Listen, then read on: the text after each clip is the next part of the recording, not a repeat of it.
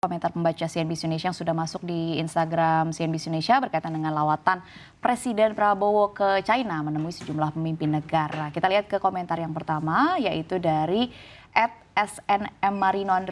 Amerika full memantau. Nah ini ya, nanti kita akan elaborasikan berkaitan dengan stance Indonesia terkait dengan blokade di dunia ini. Kita lihat ke komentar yang selanjutnya dulu, yaitu dari Yon MNRNG, sebagai seorang jenderal tidak mungkin melewatkan hal besar seperti ini. Mantap, bravo Pak Prabowo. Kita lihat ke komentar yang terakhir, yaitu dari @user_chania, yaitu komentarnya adalah Indonesia setara dengan China, Rusia, dan Korea. Oh, masih ada beberapa komentar lagi, kita lihat. @himaparents, motivasi semoga Indonesia bisa semaju RRC. Kita lihat lagi ke komentar lainnya. @alfredo_OOG, Trump, I'm gonna increase tariff for Indonesia from 19 to 39. Oke, mungkin ini karena cukup banyak begitu ya yang menyoroti berkaitan dengan sebenarnya stance Indonesia tuh seperti apa sih. Kalau ke China kita sudah 2 kali berkunjung, kalau ke Amerika sebenarnya juga kalau tidak salah sudah 2 kali ya.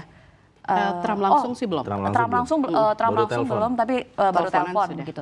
Nah, tapi kan beberapa waktu lalu istilahnya kita baru saja membujuk Amerika untuk memberikan tarif yang lebih rendah. Tapi di sisi lain pada beberapa waktu ini terlihatlah Prabowo berjajaran dengan beberapa pemimpin negara, yaitu dari China, dari Rusia, dan juga dari Korea Utara yang kita tahu bahwa merupakan musuh terbesar Amerika Serikat. Nah, sebenarnya pertanyaan saya adalah stance kita ini di mana sih? Mungkin boleh dijawab oleh Mbak Sefty.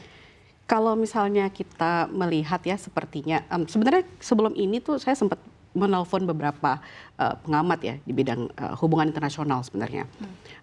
Saya juga sempat bertanya-tanya kok Pak Presiden ke sana, lalu kenapa Presiden juga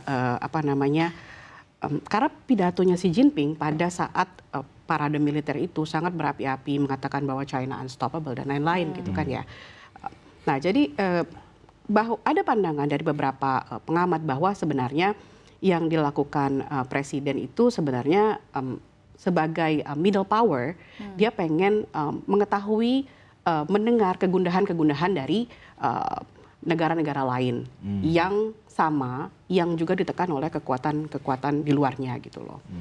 Tapi memang menjadi perhatian kita adalah kekhawatiran akan tarif yang lebih tinggi oleh Trump.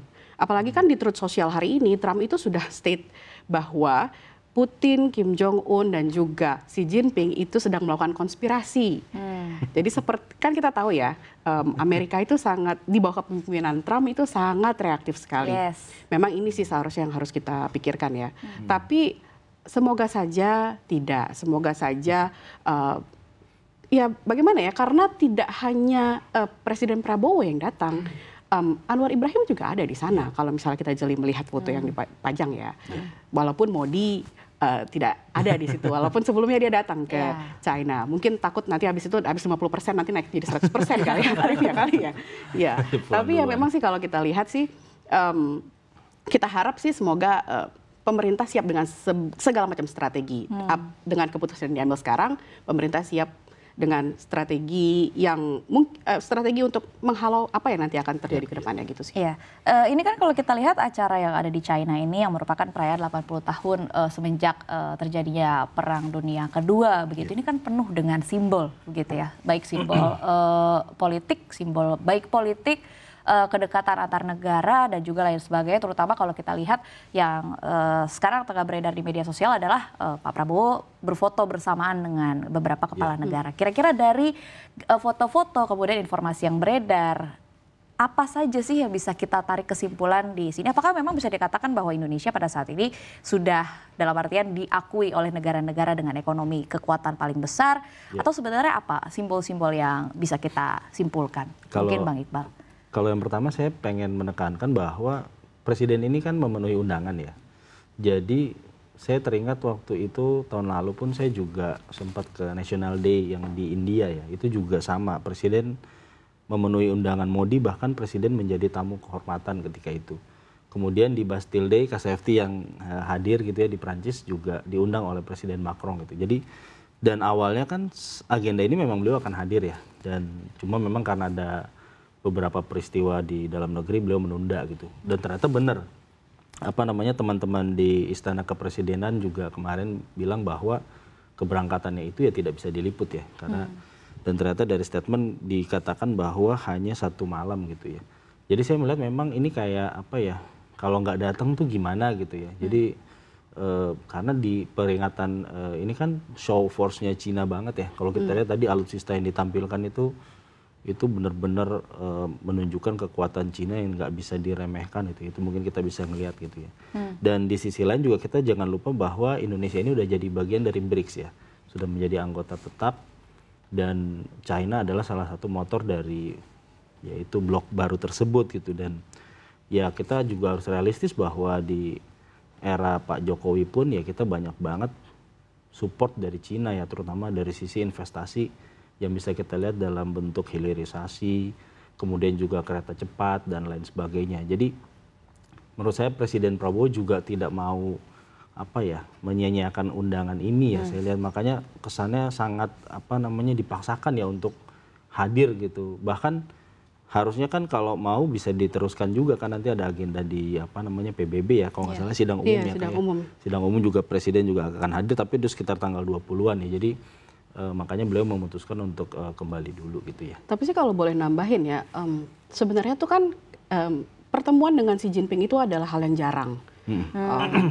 Mungkin ini bisa juga dimanfaatkan oleh Pak Prabowo atau timnya untuk mengevaluasi atau membenahi sedikit investasi di Indonesia yang diberikan oleh China. Karena kan kita tahu ada konsep hollow in the middle, di mana ada gap antara investasi China dengan kita, seperti dari segi tenaga kerja misalnya, masalah lingkungan misalnya. Mungkin ini bisa dijadikan salah satu cara untuk memperbaiki sistem investasi yang kita buat dengan China sebelumnya di momen-momen seperti ini. Jadi kita harapkan jangan sampai ini jadi ajang kenegaraan semata, ajang pertemuan semata yang untuk menunjukkan pemimpin-pemimpin besar, tapi harus ada esensinya dong. Esensinya apa? Mungkin bisa bawa benefit to investment, our investation kayak gitu-gitu. Seperti itulah. Kalau kita bicara berkaitan dengan investasi, kemudian nilai perdagangan antara Indonesia dengan China, ya nggak usah ditanya lah. Itu ulasan CNBC Indonesia hampir setiap hari begitu. Disebut-sebut bahwa ya China adalah negara dengan nilai perdagangan terbesar bersama dengan Indonesia. Tapi dengan fakta ini dan akhirnya dengan Prabowo akhirnya tadi sudah disebutkan kayaknya agak memaksakan untuk tetap berangkat ke China, disempet-sempetin lah istilahnya di tengah kondisi yang saat ini ada begitu. Apakah memang bentuk ketergantungan secara ekonomi, dan apakah memang masih tergolong sehat untuk kedaulatan ekonomi kita? Kalau menurut saya sih memang kalau dilihat dari daftar baik nilai perdagangan, investasi, ataupun kalau kita lihat dari daftar utang, memang tidak bisa dipungkiri Cina mendominasi ya. Tapi ya kita harap dengan cara-cara yang dilakukan pemerintah sekarang, masuk juga ke OECD, terus pemerintah bukan masuk ya, sebenarnya sedang berupaya untuk masuk ke OECD. Lalu kemarin juga kalau kita ingat AYUSEPA juga di signing sama pemerintah. Kita harap sih sebenarnya ada pasar-pasar baru, peningkatan pasar lain selain China. Supaya tidak ketergantungan. Supaya tidak terlalu ketergantungan. Iya, kita juga tidak bisa menutup mata soal itu sih. Benar. Ditambah lagi memang kalau kita belajar dari pengalaman kereta cepat kan bahwa paket investasinya Cina itu kan secara finance juga lebih ringan kan dibandingkan Jepang gitu. Walaupun waktu itu kemudian dikompensasi dengan pembangunan pelabuhan Patimban ya di Subang gitu. Jadi memang di posisi Indonesia sebagai negara yang menganut prinsip non-blok ini kan ya harus menyenangkan semua ya. Kalau kita lihat bahkan untuk jet tempur aja misalkan contoh kita sudah deal sama Prancis misalkan untuk Rafale, tapi tiba-tiba Presiden Erdogan bilang akan ada deal juga 42 untuk jet tempurnya. Kemudian kemarin juga ada berita bahwa untuk jet tempur J-10 yang Cina pun kita juga menjajaki gitu untuk membelinya gitu. Jadi walaupun memang ada kebutuhan ya untuk mengawasi ruang udara Indonesia yang sangat luas gitu. Tapi memang ya ini pilihan yang saya rasa orang-orang kan suka bertanya ya kenapa sih nggak virtual aja. Kadang-kadang kan mungkin presiden tuh sering banget pergi gitu ya. Saya bisa memahami ya karena banyak banget mungkin rahasia-rahasia yang tadi Kak Safety sempat singgung juga yang bisa diomongin cuman pas bertemu empat mata gitu ya. Karena kalau bicara di istana mungkin atau di mana ya pastilah banyak kebocoran-kebocoran gitu ya. Cuman yang memang banyak yang jadi kritik adalah kok maksa banget gitu kesannya gitu ya. Makanya itu pun Presiden akhirnya langsung kembali gitu ya. Kita tunggu ya, nanti mungkin nanti malam ada berita tuh. Ya, biasanya Presiden sudah wawancara tiba. di Halim Perdana Kusuma. Kalau ada gitu ya, atau enggak misalkan Semoga ada berita oleh-olehnya gitu ya, ketibaannya oleh-oleh gitu ya. baik Itu sih yang paling kita tunggu ya. Semoga ada kabar baik dari pertemuan ini dan juga semoga publik ini bisa tetap yakin begitu ya bahwa kepentingan nasional ini nggak dikorbankan di pertemuan-pertemuan dan juga simbolik-simbolik internasional seperti ini.